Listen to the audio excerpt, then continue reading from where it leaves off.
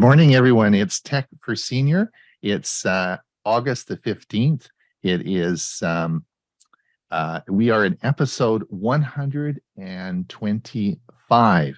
Today, we have a busy show for you today. We're going to be talking about, we'll start with the security news.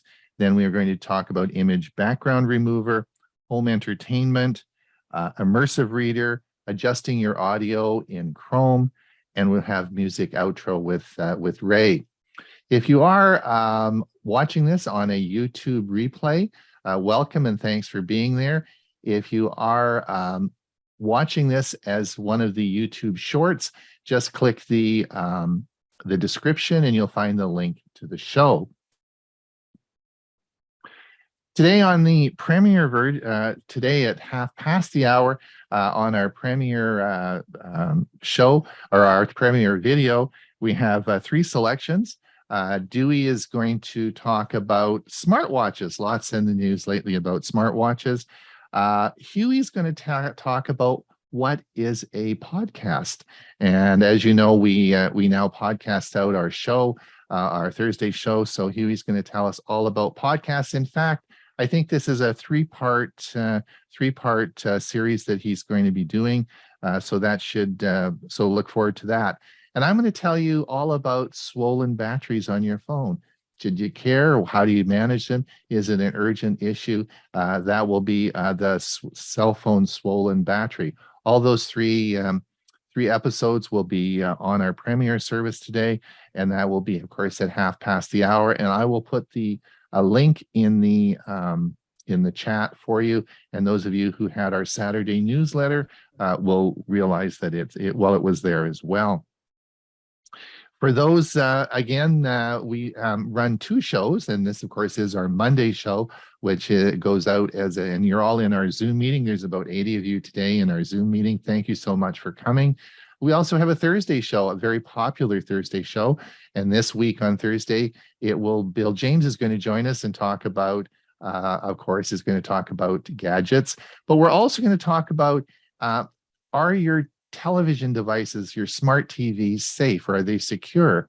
And we're going to talk a little bit about that on this Thursday on our Thursday show.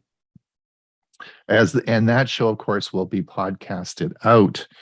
I want to thank a contributor this week, Bill J, which is not Bill James. I don't think it's Bill James. I tried to look. I don't often, if you don't put your last name in, I don't know who it is, but I want to thank Bill James for his generous donation. Just to let everybody know, and so when you donate, what are you donating to? Well, folks, last month, 17,000 people viewed our videos that we put out, 17,000. We have 4,200 people now that are regularly subscribed to our channel and that are waiting for videos that we put out weekly. So what you do when you do contribute, you can help to keep that service going and that people enjoying the videos that we make. So thank you so much for your donation. It's greatly appreciated. Let me introduce everybody today because we had, it's been a busy week. Let me introduce, of course, our co-host today, Hewie Popluck. Hewie had a great show on Thursday, WinSig, big show following this week. That was pretty cool, eh? That was Sunday, not Thursday. Sorry, yes. Yeah, Sunday. Yes, yeah, on Sunday. Yep. Yeah, you had a big turnout, eh? We had 79 people. Yeah, it was great. Yep, it's good. So and we have a Learning Chroming book coming up, hey? And not this week, but next week. Next week, yeah, a week from Thursday. We'll have to get organized for that. And then I'm doing Senior Planet on Wednesday. Oh yeah, what's that? Can you refresh us on that? What's the Senior Planet is a AARP group, and they do a lunch and learn. And on Wednesdays they have presenters. A couple of weeks ago, it was the Traveling Geeks, and this week it'll be me. Oh. And I'm going to be doing it on learning resources for seniors. Excellent. If we wanted to watch, how do we do that? There's it's a Zoom meeting, and it's I guess seniorplanet.org, and then choose the Denver group, and then look for Wednesday's activities. And there's information there. Okay, thank you. Or contact me and I'll give you the Give you the information. information. Great, super. Bob, how's your week going? Just fine. Busy as always. All right, and Bill James. Doing great. Just trying to keep cool. So Looking listen, forward are you for working Thur- on I'm your looking forward are you for working on your Thursday. gadget? Sorry, are you Pardon? working on? Yes, I'm working on my gadget. I'll have that article in tomorrow, Right. and looking forward for Thursday. Yeah, should be fun. Yeah. And of course, excuse me, Ray, you're of course talking on home automation today. Oh, I'm more focused on the streaming is such a popular way to watch movies these days. So I'm going to be finishing up my home entertainment presentation and giving some more choices. Excellent, excellent. Just to let everybody know that this week on Steve Dotto on Dotto Tech on his webinar Wednesday, he's going to be talking about password managers, and I think it's going to be a good one. You'll be looking at Google's password manager and some of the other password managers, and he usually does a pretty good job. So this might be an interesting one for you. I'll put the link in the chat where you can register for it. You do need to register, but it's just an online webinar and it's free. But you might want to watch that. All right, Bob, are you ready to roll? Yes, sir, I am.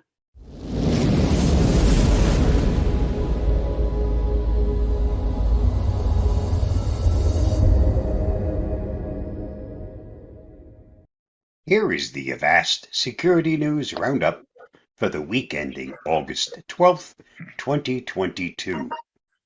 Pay with just your palm at Whole Foods. Amazon is rolling out its Amazon One Payment service to 65 Whole Foods stores in California. The service uses high-tech checkout devices that allow customers to pay simply by scanning their palms. Customers sign up for Amazon One by registering their palm print with a connected credit card and phone number at special kiosks in participating stores. Once registered, customers can pay for their groceries by hovering their bare hand above the checkout device.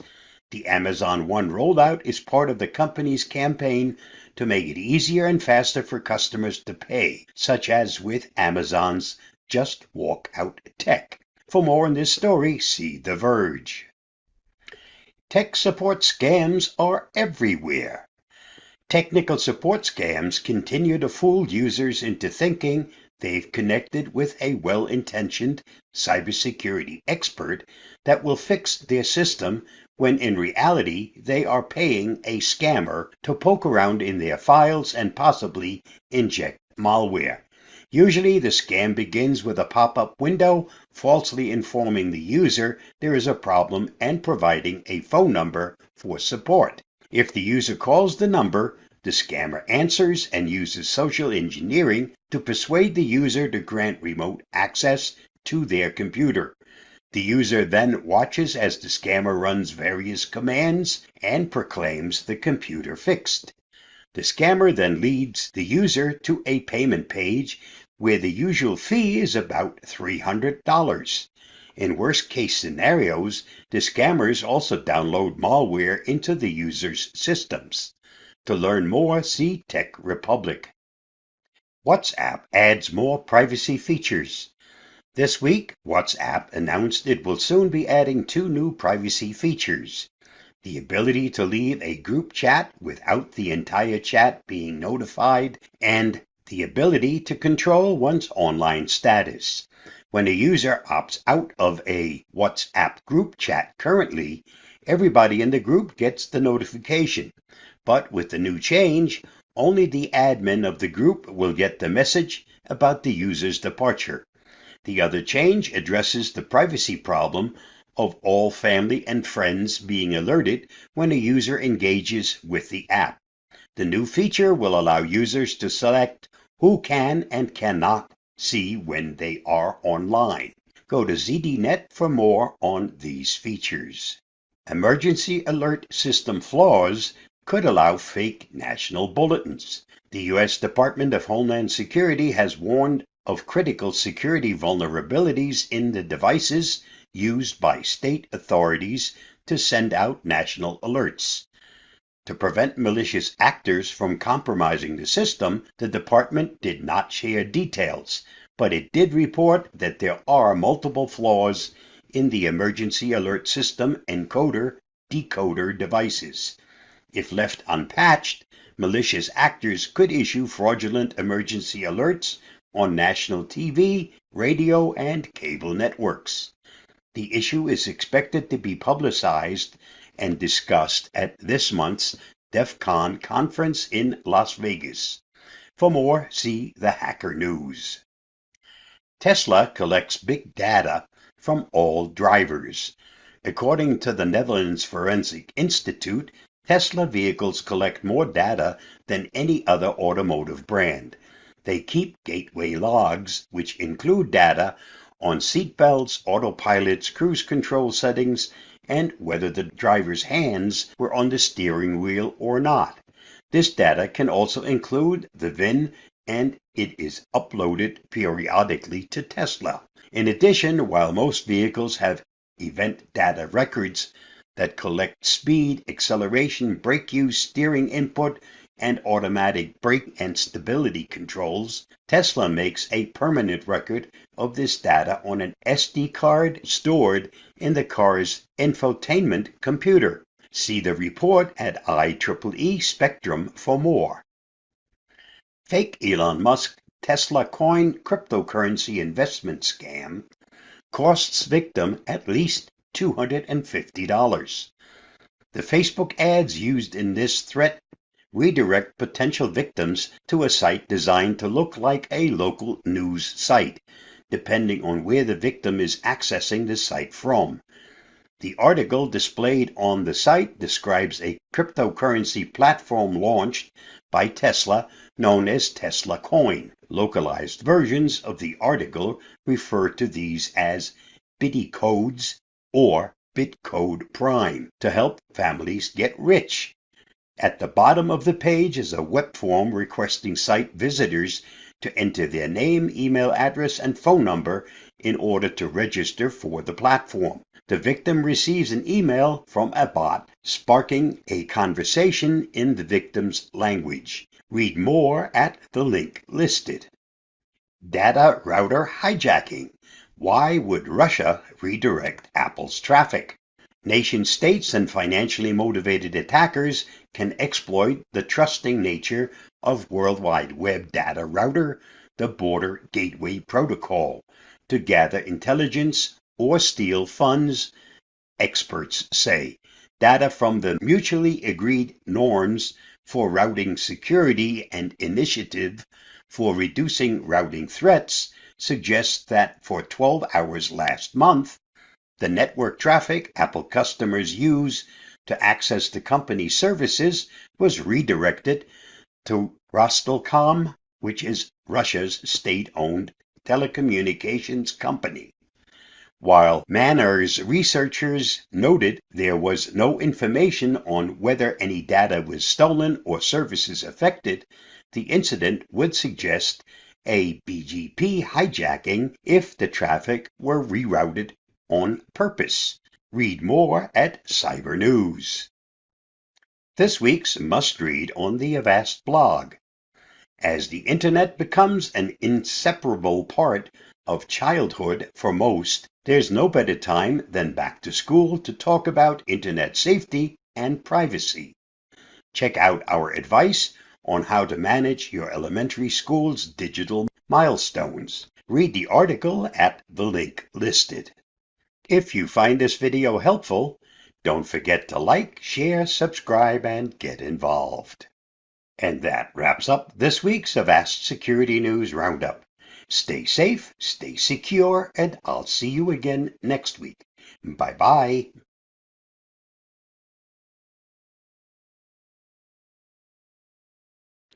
If you need to remove the background from any image, The fastest way I know of doing it is through a website called ℍ𝕑𝕑𝒥, ℍ𝕑𝕑𝒥.AI. You do have to sign up for the site, and right now you only get to do 5 adjustments or crops per week. I don't know if that'll change, what else will happen with this site, but currently to remove the background or to keep what you want, do a left click on the part that you want to retain. It gives you a green dot, and do a right click on what you want to eliminate. So right click that, and I don't want the background back here. So if you right click, it's red and it means delete. That's why there's a minus sign. If you do a left click, it's green with a plus sign, means it's going to keep it. Once you've decided what you want to keep, I guess I also want to get rid of this one. And once you've made your decisions, the next thing to do is download the end product. This is all that's necessary, and I'll show you in a moment what the end result is. So I'll download this. You can give it a name, or you can just, for now, just leave the default name that it assigns. As I said, you only get to do 5 per week. For me, this is picture number 4, so I'm almost out of things to try this week. I'll save this. Now that it's downloaded, let me open this and show you what it looks like. And as you can see, this is the end result of what it did with just a couple of clicks. That's the finished product. The whole background is gone, and all I needed to do was a couple of clicks and the whole thing's finished. Nice and easy way to clean up an image. Give it a try. You might enjoy it.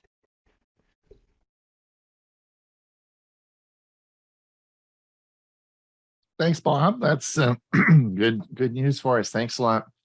Yep, a lot more to that program than I just showed. So yeah, it's probably really make another, as soon as I get some more pictures that I can make. So by next week, I should be able to do the other part. Bob, if you wanted to pay for the program, do you know how much it is? I have no clue. Right now it's in beta and it's free. Okay. Interesting. All right, Ray, are you going to tell us all about home theater? I'm going to tell you a little bit about home theater. Okay. I don't think we have enough time for me to tell you all about it. All right.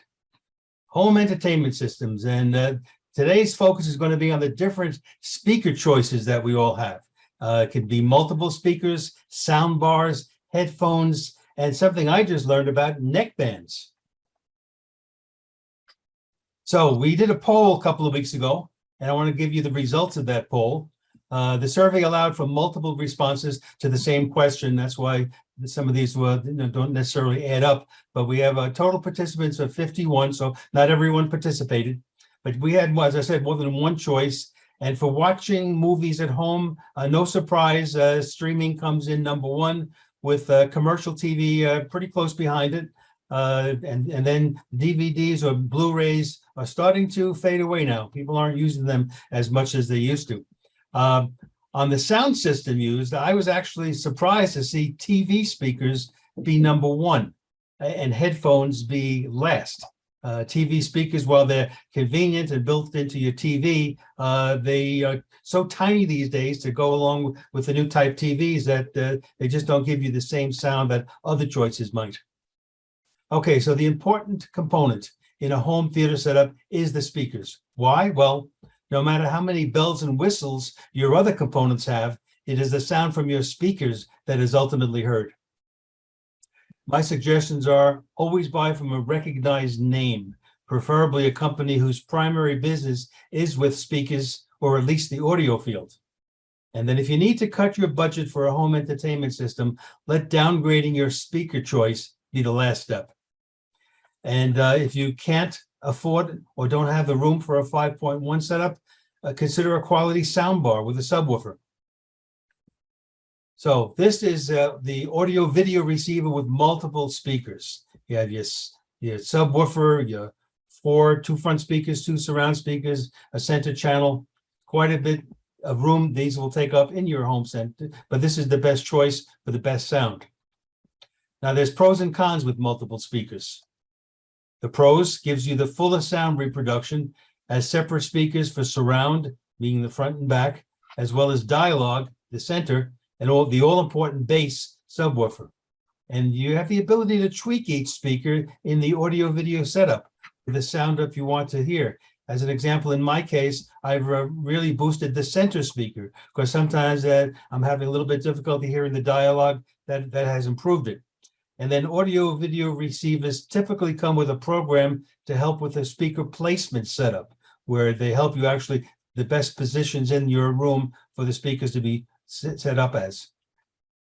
What are the cons? Well, it's the most expensive, and a small room may not be able to accommodate multiple speakers.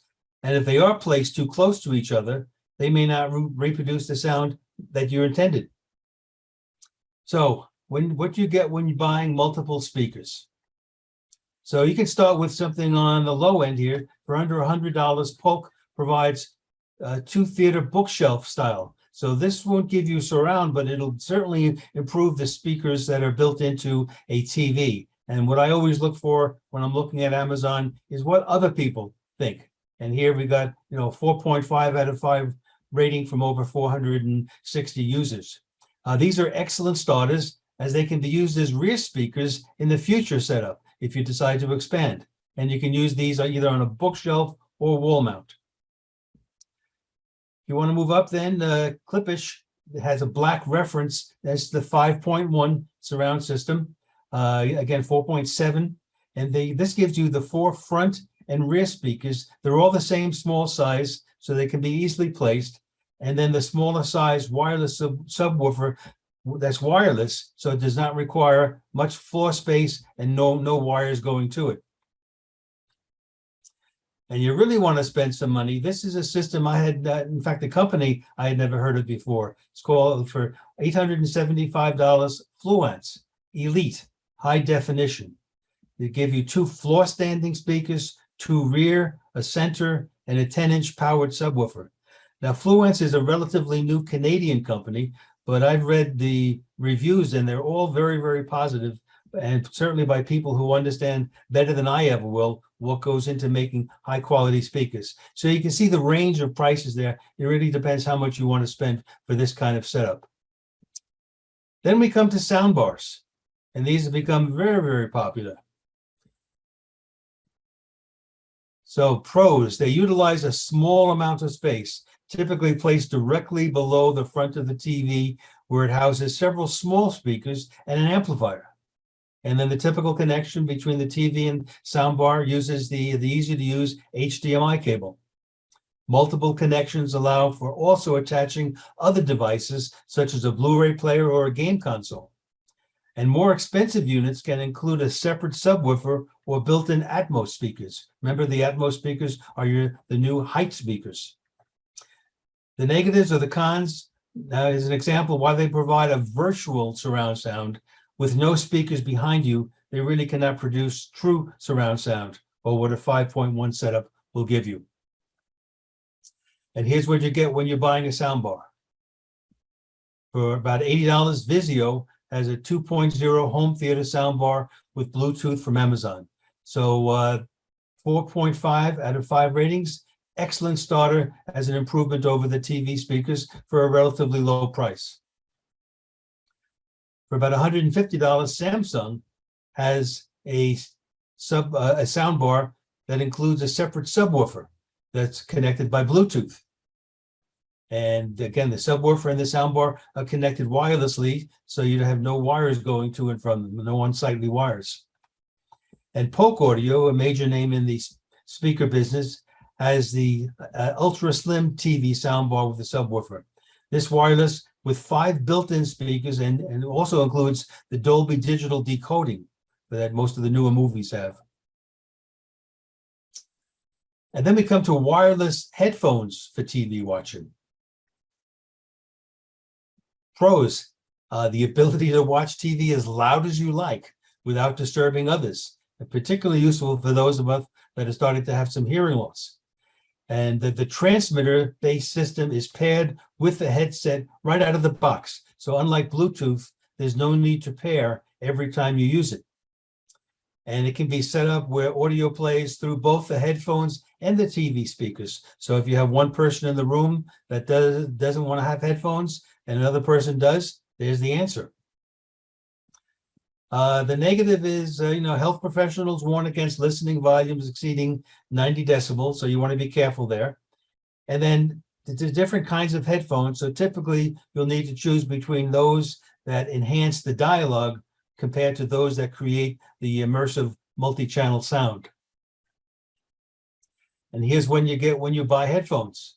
Sennheiser comes with the headphones and a charging cradle, and this does not use Bluetooth. This uses RF or radio frequency, and that actually is the kind of headphones I use at night when I don't want to disturb my wife in the house. You just plug it into your output for the headphone connection, and it does a very, very nice job at a very reasonable price. Sony then has wireless headphones. They specifically advertise them as headphones for TV watching because they're optimized for cinema with a crisp dialogue and dynamic sound. Now here's a neat one, Aventry. This is dual wireless headphones. So you get in the package 2 sets of headphones, both paired to the same transmitter. So each of 2 people can sit in the same room and have their own headphones with their own volume settings. I like that idea. Now here's the latest. I don't know about the greatest, but as you look at the picture, you can see this gentleman has a neckband around his neck. And then there's sound coming from those speakers, but they're right close to him. And this is supposed to be personalized home theater audio. So I've never tried these, of course, they're relatively new, but for folks who don't like headphones or earbuds touching their ears, this neckband runs about $298. And on Amazon, it's received 4.4 out of 5 ratings so far. So look to see these, I think, take on more popularity. And last but not least, I just want to mention quickly something about ARC. When you're hooking up your setups, you may see ARC or even EARC. This stands for Audio Return Channel. Most TVs, receivers, and soundbars manufactured in the past 10 years have an HDMI connection labeled ARC or eARC. And this lets you get video and audio through that single HDMI cable. So that's the one you should be using when you're setting up your home entertainment system. eARC improves upon ARC by providing greater audio bandwidth and advanced audio signals like the multi-channel Dolby Atmos. eARC is compatible with TVs and components manufactured from about 2019 that support the newer HDMI 2.1. So that's my presentation for today. Thank you very much for your attention. And I'm going to stop sharing now and turn it back to Ron. Thanks, Ray. I'm sure there will be lots of questions about that. That was an excellent presentation. Excellent. Lots of good information. We'll deal with the questions in the Q&A, okay? Yes. All right. Moving on. Hewie, immersive reader. What's all this about? What is an immersive reader using Microsoft Edge plus print-friendly in Chrome? I'm Hewie Poplock. The immersive reader is part of Edge. To open Edge, we click the icon, and we want to go to a website with an article. Let's just pick this one. You would see this article on a web page. There are featured articles and some other information on the screen, but we're only interested in the article. And what we want to do is open up the immersive reader, which is part of Microsoft Edge. And we do that by coming up to the address bar, and we have a small icon here. We can either click this or just click the F9 key, and it will open up the immersive reader with that article. All we see is any of the article and any graphics that are included in the article. Now, there are several things that we can do in the immersive reader. We can read aloud. We can look at text preferences. We can adjust the grammar tools and reading preferences. We're going to look at each one of those. To read aloud, you just click Read Aloud. How to test a microphone on Windows 11. How to. By Ben Stockton. Last updated on May 9th, 2022. Now I stopped it. You could continue on. When you're listening, Are you having trouble with your mic on You can- Windows 11? you can click this icon PC right here users are more. and go to the next paragraph. These apps are only as good as the hardware you're using. However, you may need to adjust. Now there are several voices that you can use to listen to the read aloud. We're using Microsoft Area Online, Natural, and it's English. But you'll see, and that's United States, you can have English Canada, you can have English South Africa, and you can have many, many other languages as well. But it doesn't translate, it's only doing it in that accent. Now you can also change the speed. You can make it faster, you can make it slower. So if it's reading too slow for you and you want to just speed it up and listen to it, you can, or if you want to listen very carefully, one word at a time, you can slow it down just by using the slide bar. And as an example, we'll continue here. Adjust your microphone settings for your environment and get it ready to speak with friends, family, and colleagues. Most of us seniors, that would be difficult to understand. So we would want it on normal and maybe even slower. To shut off the read aloud options, you just click the little X here and it gives you back that menu. Under text preferences, we have several choices here. One, you can make it much larger or smaller. Let's do smaller first because we're going to not use that. But if we wanted to go to larger, you can go to very large and really see the information. Let's keep it just above medium so it's large enough for you to see on the screen. Now you can change the spacing as well. So let's take where there's a couple of paragraphs here where you can see it a little bit easier. And we'll click text spacing and it'll give you more spacing between the words. You can also change the font. There's only 3 choices, but you can change it to Calibri, Sitka, or Comic Sans. You can also vary the width of the column. This is what it's at now. We can make it wider, and we can make it the widest. And you can have themes, so you can have it look different. Right now it's on this one. If we look at more themes, we can come down and we can have it various colors for whatever reason that we might want to have that. So those are the text preferences that you can have. Next are the grammar tools. Let's take a look. We can divide the words into syllables with a little dot between the syllables. We can also highlight different parts of speech using different colors. And you can change those colors, by the way. But right now it's purple for nouns. So if we click on nouns, you will see all of the nouns, and we have the show labels. If you don't want to show the labels, you can turn that off. The nouns still will have a purple color to them. If you want to add the verbs to them, which is a red, you will see that. And again, if you want to show the labels, you will see both the N and the V for the different parts of speech.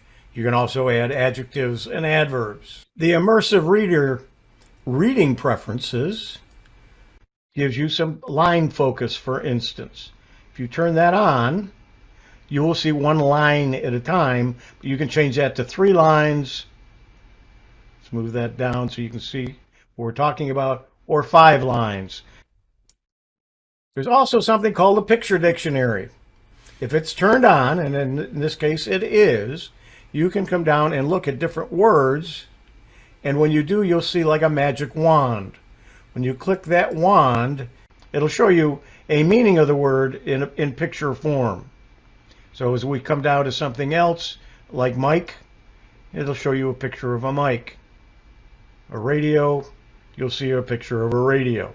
You can translate, but let's take Spanish, for instance. There is a button here that will say translate entire page. It does it that quickly. Of course, the graphics won't change. The article is now in Spanish, where we just turn the translate off. If you're in the Immersive Reader and you wish to print the article in this format, you come up to the three-dot menu and come down to Print. It will open the Print dialog box. You'll see what the article will look like if you print it to your local printer. All I would have to do is come down here and click Print, and it will print it out. What if I want to save it as a PDF? If you click this box and choose your printer, you will also see that Microsoft has a print to PDF. When I click on that, instead of printing to the printer, it's going to print to a file with a PDF extension. It'll be able to be read by a PDF reader. You'll see here it says Microsoft Print to PDF. When I click Print, it doesn't print. It opens up a dialog box in order for me to save to a folder. Right now we're going to save it to the desktop. We're going to call it Immersive Reader, and we'll save it. Now when we go to our desktop, we will see that we have an Immersive Reader file, and when we double click it, it opens in our default PDF reader. You can now open it, print it, do whatever else you would do with a PDF file. This is the same web page on my Chrome browser. It doesn't have the Immersive Reader. Ron told me about an extension called Immersive Reader that I could add to Chrome, and when I did, it didn't work. It does for him, but for whatever reason I couldn't make it work. So I'm not showing you that. But what I do use in Chrome is something called Print Friendly and PDF. And you'll see that I am pointing to it. I have it as an extension. I've added it to my Chrome browser. When I click it, it shows me the same article with all of the extras removed, very similar to the Immersive Reader, but there's fewer things that you can do with it. But you can print directly from it. You can save it as a PDF and it will download, and you can email it to somebody. You can change the size of the font, but let's move this up a little bit. But when you do, you only have the choice of, you can make it smaller or you can make it up to 130%, and that's it. You can't make it any larger than that. And you can make any picture smaller. So if you wanted to make that picture smaller, you could. Pretty much what you can do with Print Friendly, but the ability to print directly from it or make a PDF from it, Immersive Reader in Edge, you have to go out and go to your print or PDF programs. What is an Immersive Reader? I'm Hewie Poplock. What I didn't mention in that video is Print Friendly is also available for Microsoft Edge as an extension. Oh, really? Oh, that's interesting. Thanks, Hewie. That was really excellent. I have some questions for you, but of course we'll wait. We'll wait till the Q&A. All right, I've got something for everyone today. You're working away. You have multiple tabs open, and suddenly the music starts. You have no idea which tab the music's coming from. Let me show you how easy it is today in a Chrome browser to figure that out and stop it. It's Ron Brown with Tech for Senior, where we make videos to help seniors understand technology. Now, you remember the like and subscribe thing? If you'd like to learn about future videos we make, please click the subscribe and notification, and we'll send you a note when we make a new video. Now, let's find out which tab is creating that annoying music you want to stop. it, Jewel read it. that means I Simply can provides click on extra it peace of and then mind, post it with especially my name. for valuable And or sensitive Help, is this what is gives driving a me lot of crazy. There's traction. too many I can people just talking. like There's too many I was tabs aware open. share Everyone's that have a got surge something potential going on here. somebody else. I gotta stop this. This What level tabs do I close? This is Or driving me turn on nuts. to tell you that pretty surge much what protection Twitter is about. Well, that was a terrible situation to be in. Have you ever had the situation where you've had multiple tabs open on the top of your Chrome browser, and all of a sudden something starts playing? Now that could have been music, but we were using it as different YouTube videos. But all of a sudden something starts playing. You may have 2 or 3 channels playing all at once. And because you have so many tabs open, let's look at the top here as I take you up on the top here. You'll see that how many tabs. I have Google News. I have a bunch of news websites open. There's a video here, more sites open, and a video here. And if we look off to the right, there'll be more tabs open. So all of a sudden something starts playing and you have no idea what to do. You're just, oh my gosh, where do I stop? How do I figure all this out? Well, what I want to do is I want to show you a little trick. Something, this has actually been around for about a year. I want you to come over on the top here, and what I want you to notice is if we come way over to the right, you're going to see this little control for music, video, and more. Now you will all have this in your Chrome browser, but if you go and look now, you won't see it, because it only shows up if you have tabs open that play audio, right? That could be music, could be anything that contains audio. And once you have one of those tabs open, this will be apparent. And when you click this, now you're going to see all the tabs that will be there that will be able to play music. So for example, on this particular tab that I have open, if I wanted to start playing it,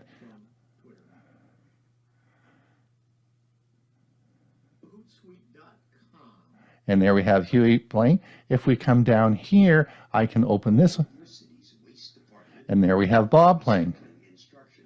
So you can control all the tabs that have music or audio going by simply clicking this little button to the right here. And you'll see that on your Chrome browser. When you have a tab open, it'll automatically appear as long as the tab has audio in it. Pretty cool. And that's going to save my bacon, because otherwise you have to start closing tabs. You have no idea which tab is playing the music or audio. So how does a VPN securely encrypt your connection? If you're shopping for a VPN, you'll have seen how services boast about having the best encryption and how important it is that you secure your connection using cryptography. But how do VPNs encrypt your connection, and are there different types of encryptions to choose from? VPN tunnels. To explain how VPNs encrypt your connection, we need to first look at so-called VPN tunnels. Normally, when you visit a site, you connect to a server operated by your internet service provider, which redirects you to the site you want to visit. When you use a VPN, you're rerouting your connection. Instead of going from the internet service provider's server to the site, you first go through a server operated by your VPN provider. This gives you a new IP address, which comes in handy for a number of reasons. But the VPN also performs another neat trick. It encrypts the connection from your ISP to the VPN server in what's called a tunnel. A VPN tunnel is an encrypted connection that prevents anybody else, including your ISP and the site you're visiting, from tracking you. The ISP won't be able to see the websites you're visiting, and the websites you're visiting won't be able to see your real IP address. Tunnel is a great name for it, as it works like it would if you were driving down the road. While in the open, anybody can see what you're doing and where you're going. But once you enter a tunnel, your whereabouts are anybody's guess. Of course, VPN tunnels aren't made with bricks and mortar. Instead, they're created by so-called VPN protocols, which we'll look at next. To establish a VPN tunnel, you need to use a VPN protocol, which is a piece of software that determines how a VPN talks to other machines on the network. A protocol can do a lot of different things, but most importantly, it contains information about what encryption is used and how traffic is routed through the server. As such, VPN protocols are very important, as they can determine the speed and security of your connection. There are a lot of different VPN protocols to choose from, but the best all-around one is called OpenVPN. It generally offers decent speeds while staying secure, which is of course the main reason why many people get a VPN. VPN protocols generally will give you the option of what type of encryption will be used in your tunnel, which is what we'll look at next. Encryption. VPNs keep your connection secure through encryption, which is a way to make messages unreadable by scrambling them to nonsense. To unscramble them, you need a key, a piece of code that serves as the lock for the scramble. This key, usually a mathematical formula called an algorithm, is also known as a cipher. How it works with VPNs is that your connection is encrypted when you connect to the internet, the start of the tunnel, so to speak. Once it arrives at the other end, at the VPN's server, it gets decrypted and sent along to the site you're visiting. The result is that the site sees the VPN's server IP address, and your ISP sees a stream of scrambled information. There are different types of encryption. To ensure that information stays safe, you need to use a good type of encryption, and not all are created equal. As a result, many VPN providers will boast that they offer military-grade encryption, which is just a fancy way of saying that they use the same encryption algorithm as the military. The most used encryption is the Advanced Encryption Standard, or AES for short, which comes in several variants. Each variant uses a different number of bits to encrypt its key. Longer offers more security. The most secure is AES 256, which means it uses a key of 256 bits and would take your laptop until the heat death of the universe to crack. In other words, it's pretty darn secure. If you find this video helpful, don't forget to like, share, subscribe, and get involved. Protecting the key. Well, it's secure except for one issue. The key itself also needs to be protected. To do so, it's usually secured using TLS, or Transport Layer Security. This technology is common across the internet and used in all kinds of technology, from cloud storage to HTTPS, a protocol you're using right now to read this web page. We know it's all very involved, but the upshot is that no intruder can crack the ciphers of a VPN tunnel. If you're using a VPN and they take security seriously, there's almost no way in which your connection can be cracked from the outside. I personally use and can highly recommend Avast's Secure Line. Just follow that link to reach the product. My thanks to Fergus O'Sullivan from How to Geek for his very informative article on this topic. You'll find the entire topic at the link listed. Stay safe, stay secure, and I'll see you again soon. Bye-bye. Well, thank you, Bob. That was great. I'm sure there'll be lots of questions about that. We'll deal with those in the Q&A. Ray, just before we get going with you, I want to thank everyone for coming on our YouTube feed. Thank you so much.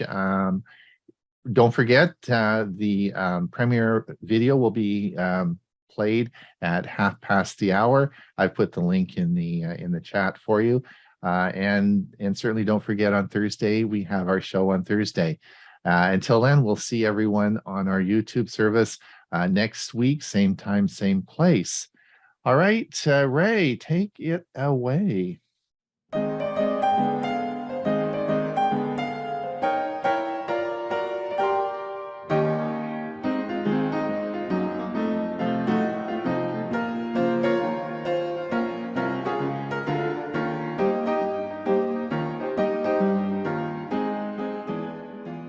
Olivia Newton-John. So although we associate Olivia Newton-John as Australian, she was actually born in 1948 in Cambridge, England, where her father was the headmaster of a school for boys. It was in 1954, when she was 6 years old, that the family emigrated to Australia, where her dad took on a position at the University of Melbourne.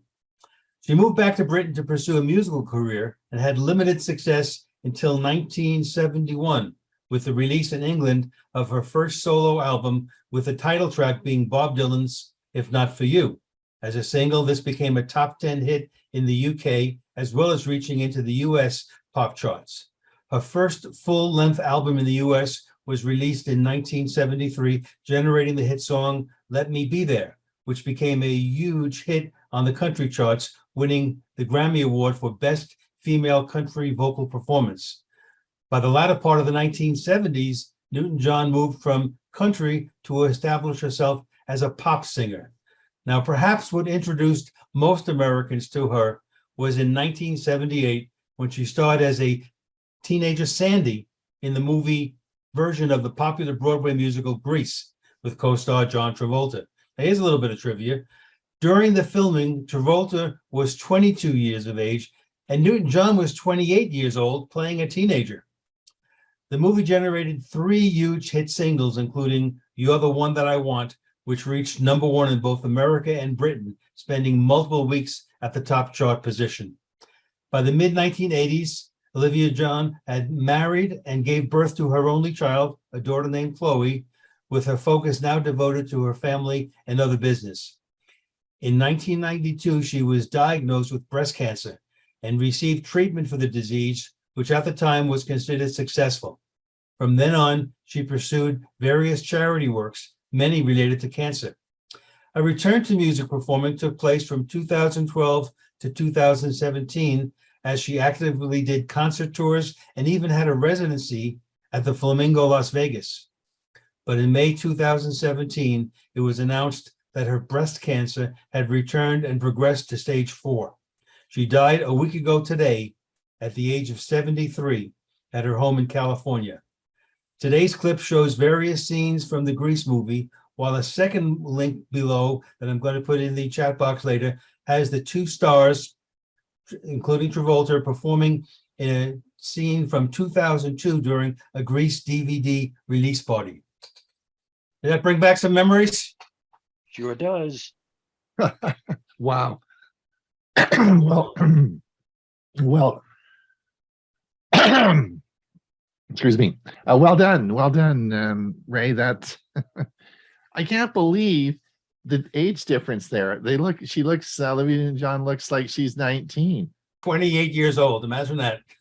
Yeah, and I thought John Travolta looked older than 22, though. Yeah. So anyway, really interesting. Thanks so much. Good. Great, excellent. So another hour's gone by. Wow, things went pretty quick today. We're going to move into our Q&A. If you have to leave, please don't forget our premiere service will be on at 1/2. We of course have a big show on Thursday. Bill James will be there, and we'll be talking about, is your smart TV secure or safe, along with all the news articles of the week. And of course, we'll be back here next week to do this all over again. So be sure and follow us along and we'll see you then. So let's open the Q&A up now. Now, if you please, if you're going to ask a question, put your hand up. If you go down to the little reactions button at the bottom, you click that and you can raise your hand and you can bring your hand up. So Carl has the first question. Let's go, Carl. Well, I finally realized my true age, because when I look at that, I loved it at the time, but I think it's corny now. Well, it is what, 30 years ago. I mean, like, you know, our technology and the making of movies has come a long way. Hewie, well, you're up with your next question. I have a question for you. Okay. I do. It was interesting with the immersive reader. One of the cool parts of the immersive reader is that you can save it directly to Google Drive, and you can't do that with the print friendly. You have to save the PDF and then move it over and put it in wherever you want. So I thought that was pretty cool. What do you, any thoughts on that? You've used both. There's a lot of features of that immersive reader that I really like, and I'll probably start using Edge more often. I know for my Sunday WinSig, it really, I can make the article big enough that really everyone can read it on the screen as we talk about it a lot easier. And it's I was using print friendly, but it with the fact that print friendly highlights a certain section, if you click it, it removes it instead. So it the immersive reader is really going to work well for the Sunday meetings when we highlight parts of articles. Yeah. Well, it was really good. I really liked, thanks for doing the video. I thought it was a great video. And it really opened my eyes in that immersive reader. Wow. Why I had my hand up is I want to call everyone's attention to the chat box. There's a lot of really good links in today's chat box. And if you don't know how to save the chat, if you're on a PC or a Mac, if you go to the bottom right-hand corner, there's 3 little dots. When you click that, one of the choices is save chat. And when you save it, it will create a folder in a folder. It'll create a Zoom folder if you don't already have one. And then it'll create a subfolder with today's date and the fact that it's Tech for Senior. And it'll put the chat text in there with the links, and you can use them. I do want to thank Kathleen. Let's see, I want to make sure I get her name right. Kathleen Steed. She put a lot of information about the some of the Senior Planet programs that are out there. And I also noticed that Daryl Goodman is on today's show, is here in the audience. And he also has a group in the Denver area that does a lot of videos and a lot of Zoom meetings that are very beneficial, a lot of good information. Thanks, Huey. Bob, just before you, I got a question for you as well before you start. My question to you is, why doesn't everybody just use AES 256 if it's the best and most secure? Why doesn't just everybody use that one? Because it also makes things a little slower. Ah, okay. More encryption, slower. Okay. Ah, okay. Ray, I love today's music. Sorry to hear that we lost her to breast cancer.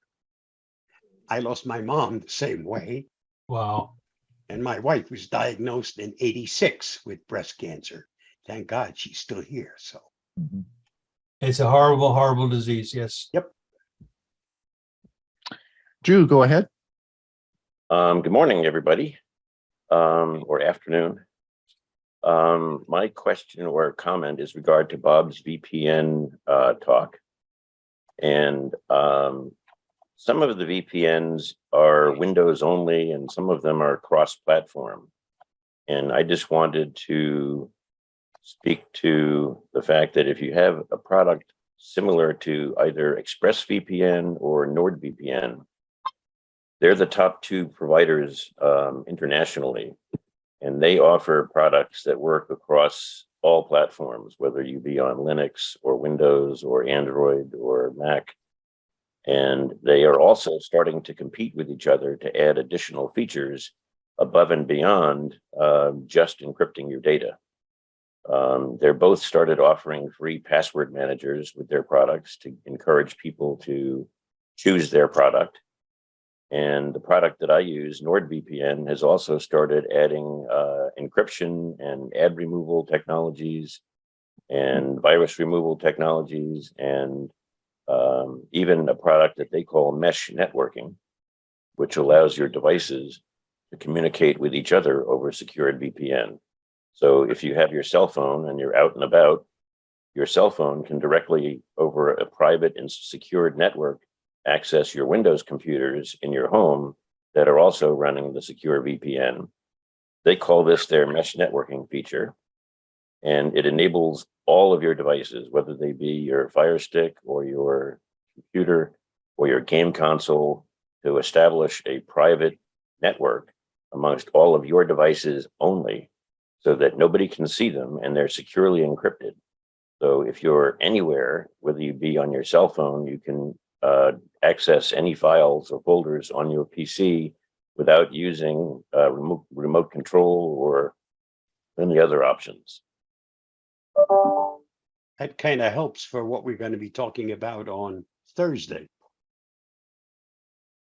Yes, thanks, Drew. That's a lot of good information. Right. Thanks, Drew. A lot of good information. The other thing, Bob, one of the other issues that we haven't talked about is if you have Google One, which of course is a service that Google offers, then that includes a VPN as well. Have you thought much about the Google VPN that they offer? Is that something we've talked a little bit about that in the past? Have you got any thoughts on that? It's not a product I use, so Right. I have no experience with it. I haven't investigated it either. Okay.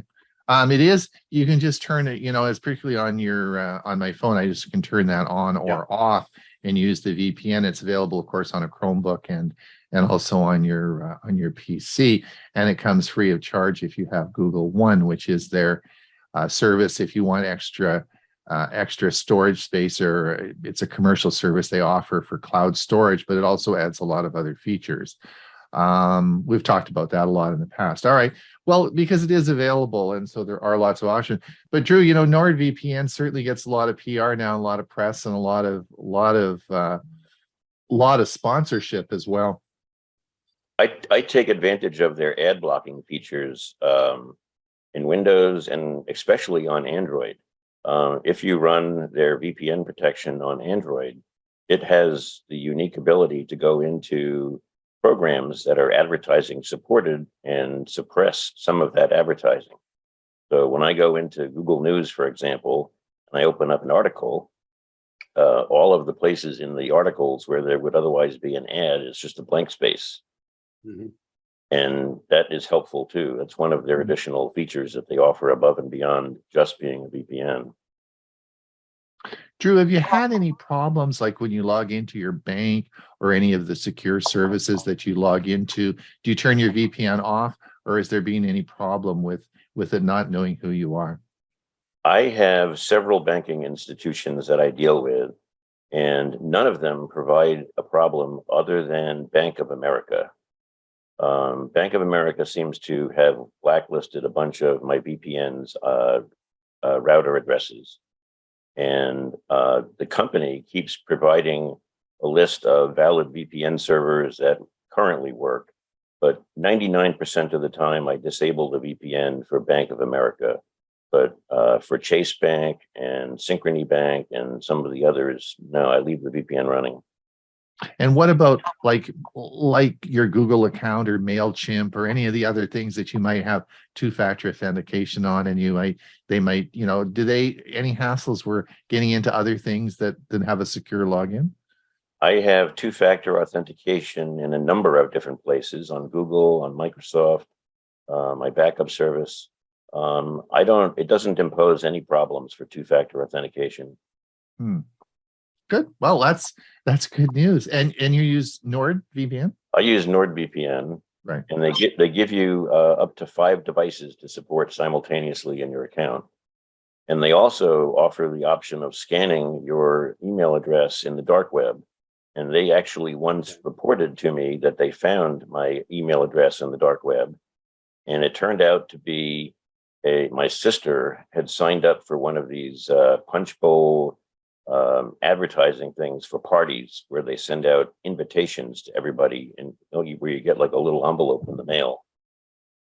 And that website came out as being something that they found on the dark web. And it turned out to be a fraudulent site for distributing malware to everybody that you sent an invitation to your party. So they got that one spot on. Yeah, that's good. Do you mind me asking how much you pay a month, or what's the rate? If you pay by the month only, it's about $7. If you buy a multi-year plan like I do, I buy either a 2 or 3 year plan, and it comes out to about $3.50 a month. Oh, really? That cheap? That is a good deal, for sure. Thanks, Drew. That's very informative information. Drew, Excellent. what's their policy on data retention? They have a 0 policy on data retention. They have no logs, they promise that they don't record anything at all, anywhere, at any time. That's the one thing everybody has to make sure of, regardless of which VPN they use. If they retain any data, it's not somebody you want. All of their logs are kept strictly in RAM, and they're in a foreign country that doesn't necessarily work so well with foreign governments. So it'd be difficult for somebody from the United States to say, tell this company to start logging your data. They're not going to respond to that kind of a subpoena. Although they have had to remove their servers from the country of India. India recently cracked down on VPNs used in their country by their citizens. And VPN has officially removed their VPN servers from the country of India. Same here, because they require that you maintain logs, and Avast maintains no logs. You can subpoena all you want. You can't subpoena what doesn't exist. And that's the important of not retaining any logs. Right. That's right. Yes, and for everyone, make sure if you have all of a sudden you have music playing in your. I wanted to do that segment I did today with music, but of course I thought, oh, this is going to get into copyright problems, and I could see this going down a rabbit hole on that one. So it wasn't exactly as I wanted. But if you do have multiple, if you have 20 or 30 tabs open, and it's not uncommon when I'm working on a project, and all of a sudden, one of my YouTube videos starts playing or something, and you wonder, where is it? Just click that little icon and you'll bring it up and you can turn it off. So it's a feature that's in the Chrome browser. Very good. Go ahead, Elaine. Unmute yourself. On the VPN, I've never used one, and I'm not exactly sure how you sign into one. Do you sign in once you subscribe? Does it automatically come up every time you go to Firefox or Edge or anything? Do you have to enter a key every time you go online? Or I'm not quite sure how to use it once you sign up for it. Can you maybe give us a little bit of very basic information like that? Elaine, once you sign up for it, you have choices. You can have it start for you automatically as soon as you go any place that requires you to display information, like going to your browser. It automatically will tunnel all the stuff through the VPN. You can also say, no, I'll let you know when I want it turned on. And you can also say, hey, when I'm on an unsecured network, turn it on automatically, so that anything I do where somebody else might get the information, they'll get garbage. So there are settings. They all have, that's not only for what I use, but they all have settings that allow you to make choices of how you want it to start. And if you choose to use it to start when you use a browser, can you say yes when I use Firefox, but no when I use Edge, for instance? You turn it off when you couldn't set yes to Edge or no to the other one, but you can at any time turn it off. Okay, thank you. Mhm. Neil, go ahead. Okay, I have a question. How do I go about finding what protocols and encryption my VPN uses? It should tell you right in the VPN. I have looked. I can't find anything that lists what you were talking about. Some of the products out there are too simple interface to go into that level of detail. Oh, okay. Neil, which one do you use, Neil? Oh, you had to ask. Is it Let me free pull or it. is it paid? Oh, it's paid, but I paid for a lifetime. I don't remember, $95 or something. VPN Unlimited. I think it goes by another name. Anyway, it does show me protocols, but it just gives me names. Well, if one of them is OpenVPN, another one could be UDP or TCP. Yeah. Yeah, I'm on OpenVPN right now. Right. Between TCP, UDP, and OpenVPN, you'd rather choose OpenVPN. Correct. Okay. All right. That says it was the best one. NordVPN happens to use its own proprietary protocol. Okay. Thank you. I guess we have Drew, thank you so much for your expertise. You obviously spent a lot of time with us. I do. Excellent. Excellent. Thanks so much. Any more questions do we have? We're about 5 minutes from winding up. Does anyone have any further questions or comments? Or when I played my video, the intro there, you would have seen the new branding we have for the background. That's will appear in all our videos. So it's there. Go ahead, Bill. Yes, is there a way of downloading the Chromebook classes that you have to the Chromebook to where we're away from internet connection? We can still watch them. Yeah, sure. All the classes that we have are all, of course, online, and you can certainly download them. They're downloadable. We don't have any restrictions on that, so you can certainly download them. Okay, thank you. That's no problem. We're more than happy to do that. In fact, they're all there, and you can just go and look. And do you have the playlist? Because there is a playlist for all the Chromebooks. It's in our newsletter. So just click the playlist, and it'll give you all the whole list of all of them. They're all sort of all in a list for you. There you go. Oh, you had it almost there. There you go. Gotta hold it. Right. If I don't hold it. There you go. I was wondering about the Chromebook. What are like the two best reasons to buy one and the two problems, very briefly? I would encourage you, first of all, I would encourage you to come to our our Chromebook session next week. That would be my first thing. I think the idea of the Chromebook is that it's very simple to use and very secure. Those would be two reasons why you would want to purchase a Chromebook. The reason why you would not want to purchase a Chromebook would be as if you used any specialty software that just wouldn't work on a Chromebook. And that would, of course, not all software, if you're using Windows software, will work on a Chromebook. Most will, but some won't. So you have to be careful of that if you have any specialty applications that wouldn't work. So does that help you? That's in a pretty close, tight nutshell. It's now 20 minutes past. I want to give everybody a bit of a break now to go and relax a bit before our premiere service starts at past. Thank everyone for coming. We will see you same time, same place next week.